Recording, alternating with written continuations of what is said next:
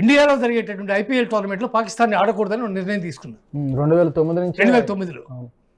దాన్నే బీసీసీఐ పాటించింది. బీసీసీఐకి అనుబంధంగా ఉన్నటువంటి ఫ్రాంచైజీలు ఏవైతే ఉన్నాయో ఇవన్నీ కూడా గవర్నింగ్ బాడీ ఆఫ్ ఐపీఎల్ వాళ్ళు కూడా దాన్ని పాటించారు.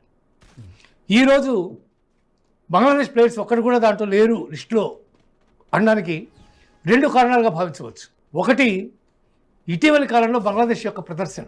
పాకిస్తాన్తో టెస్ట్ సిరీస్ ఆడి టెస్ట్ సిరీస్ విజయం సాధించిన తర్వాత పాకిస్తాన్ సొంత గడ్డ మీద గెలిచి వచ్చిన తర్వాత ఇండియాలో పెద్ద గొప్ప ప్రదర్శన ఏం చేయలే.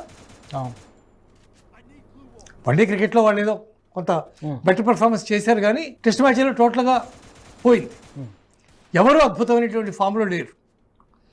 కరెక్ట్. ఫ్రాంచైజీలకు ఎప్పుడు ఏం కావాలి?